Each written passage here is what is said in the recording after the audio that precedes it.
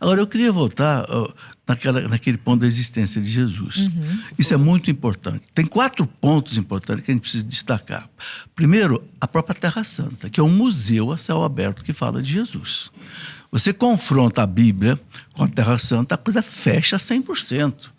Inclusive, toda hora os arqueólogos estão encontrando coisas. Por exemplo, até uma questão de uns 10 anos atrás não tinha encontrado, e na cidade de Málaga, onde era Maria Madalena, né?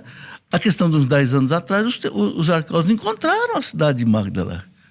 Então, a cada dia estão encontrando, e que bate certinho com a Bíblia, na localização que a Bíblia coloca, tudo. É muito transparente isso. Mas além dessa fonte, vamos dizer assim, topográfica, né, da existência de Cristo, o Mar da Galileia, que ele fez tanta viagem, caminhou, aqueles milagres todos ali, está ali. Eu pude estar na Terra Santa umas 10 vezes, que eu acompanhava as peregrinações da Canção Nova como guia, e ali eu pude ver com meus olhos. Sinagoga de Cafarnaum, onde Jesus fez os grandes milagres, está lá, sinagoga de Cafarnaum, é claro que é ruínas. Bom, mas nós temos documentos do primeiro século, de historiadores romanos do primeiro século, Tácito, Suetônio, Plínio o Velho, que era sobrinho do Plínio o Jovem, sobrinho do Plínio o Velho, que fala de Jesus. Entende? Tranquilamente. Depois a gente tem também os documentos, né, judaicos, os Talmud do primeiro século, que falam. O Talmud é o quê? O Talmud era uma espécie assim, de uma tradição dos judeus. E depois nós temos os documentos da igreja, os 4 evangelhos. Temos testemunho de um bispo chamado Pápias, que é do ano 130, de Hierápolis, que ele fala dos 4 evangelhos. Temos Tertuliano que fala, temos Irineu que fala, os homens... Não é possível que foi tudo um surto coletivo, que durou esse tanto de tempo, né? Esse sonhando. E até o que o professor fala a respeito da Talmud, para mim é uma das fontes históricas da existência de Jesus mais coerentes. Por quê? Porque eles falam mal. Não está falando ali de Jesus como Messias, porque os judeus que não aceitam Jesus como Messias, né? Não tem por que dizer que ele é o Messias. Então, não tem por que olhar para Cristo com o olhar que nós cristãos temos. Então, quando tem alguém que está ali citando a existência de Cristo, ainda que histórica, e não para referenciá-lo como Messias, há uma prova histórica, uma prova do que a gente chama ali de... Eu não gosto desse termo, mas do Jesus histórico.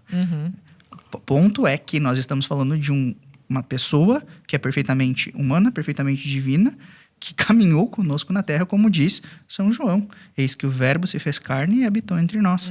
Isso aí é claro para qualquer pessoa, seja ela católica ou não. Isso é cristalino. Tanto que você vai pegar hoje em dia aí esses podcasts mais modernos, com esses famosos que dizem, porque Jesus Cristo era legal, mas o que estraga era o fã-clube. Já vi né? Então a gente vê muito isso, mas o que isso quer dizer? Por mais que essa pessoa que está ali contaminada pelo mundanismo e teria tudo para não acreditar em Cristo, ela ainda entende que Jesus é uma figura, pelo menos histórica. O que para nós católicos é muito mais que isso, é uma figura transcendente, que é a razão da nossa fé. E por isso que nós estamos aqui. Entende?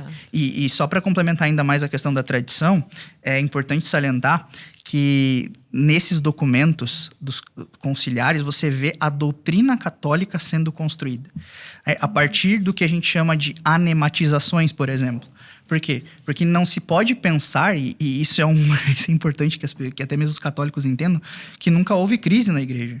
A igreja suportou e sobreviveu a diversas crises, porque como o próprio Cristo diz. É assustador que ela tenha sobrevivido a si mesma, inclusive. Exatamente. Né? Essa é uma prova de que existe uma força ali sustentando. As portas do inferno não prevalecerão. Então você pega lá os primeiros séculos, justamente sobreviveu a si mesma. Por quê? Porque as primeiras heresias, os primeiros heresiarcas se diziam católicos. Então você pega lá Ário negando a divindade de Cristo, Nestório dizendo que Cristo era metade homem, metade divino.